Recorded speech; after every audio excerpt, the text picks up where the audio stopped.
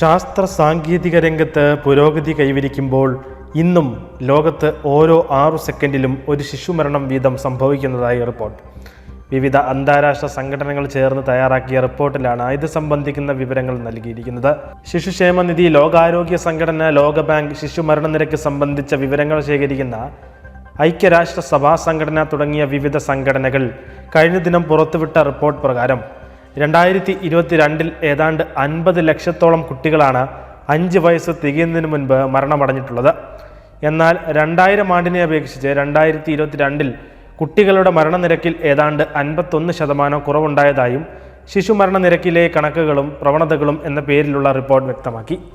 ഇസ്ലാമിക ഭൂരിപക്ഷ രാജ്യമായ മലേഷ്യയിൽ കത്തോലിക്ക വിശ്വാസം സ്വീകരിക്കുന്നവരുടെ എണ്ണത്തിൽ വർധനവെന്ന് വ്യക്തമാക്കുന്ന റിപ്പോർട്ട് പുറത്ത്. സമീപ വർഷങ്ങളിൽ മലേഷ്യയിൽ കത്തോലിക്ക വിശ്വാസം സ്വീകരിക്കാൻ കടന്നുവരുന്ന മുതിർന്നവരുടെ എണ്ണത്തിൽ വർധനവുണ്ടായതായും വത്തിക്കാൻ ന്യൂസ് റിപ്പോർട്ട് ചെയ്തു. ഈ വർഷത്തെ ഉയർപ്പ് ഞായർ ദിനത്തിൽ 1700-ലധികം മുതിർന്നവരാണ് മാമോദീസ സ്വീകരിക്കുവാൻ തയ്യാറെടുക്കുന്നത്. മലേഷ്യൻ കത്തോലിക്ക സഭയുടെ വളർച്ചയാണ് കണക്കുകളിൽ നിന്ന് വ്യക്തമാകുന്നത്.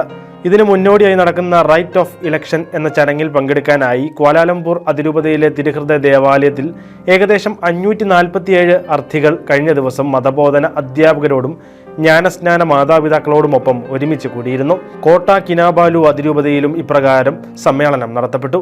941 അർത്ഥികൾ ഇതിൽ പങ്കെടുത്തു.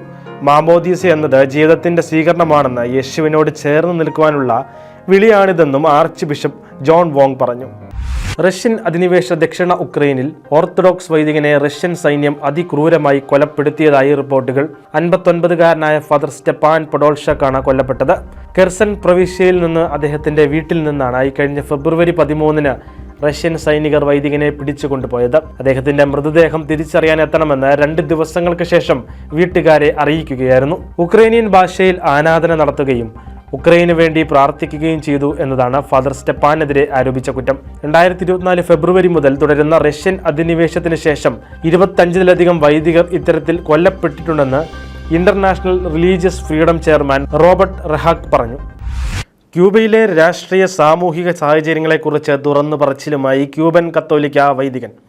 ഒരു സ്പാനിഷ് മാധ്യമത്തിന് അനുവദിച്ച അഭിമുഖത്തിലാണ് വൈദികനായ ഫാദർ ആൽബർട്ടോ റെയ്സ് കമാഗുയി പ്രവിശ്യയിലെ തൻ്റെ അപ്പസ്തോലിക ശുശ്രൂഷയെക്കുറിച്ചും രാജ്യത്തെ സാഹചര്യങ്ങളെക്കുറിച്ചും തുറന്നു സംസാരിച്ചത്.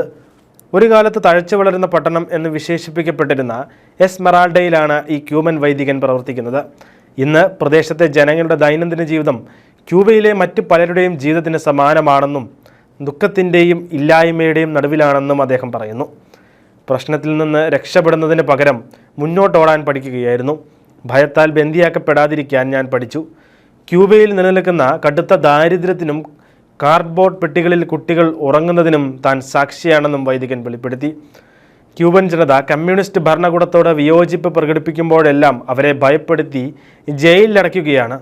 ഭരണകൂടത്തിനെതിരെ പ്രതിഷേധിച്ച ആയിരക്കണക്കിന് ക്യൂബക്കാരെ പ്രസിഡന്റ് മിഗ്വാൽ ഡിയാസ് കാനലിന്റെ പോലീസ് അതിക്രൂരമായി മർദ്ദിക്കുകയും ജയിലിലടയ്ക്കുകയും ചെയ്തു.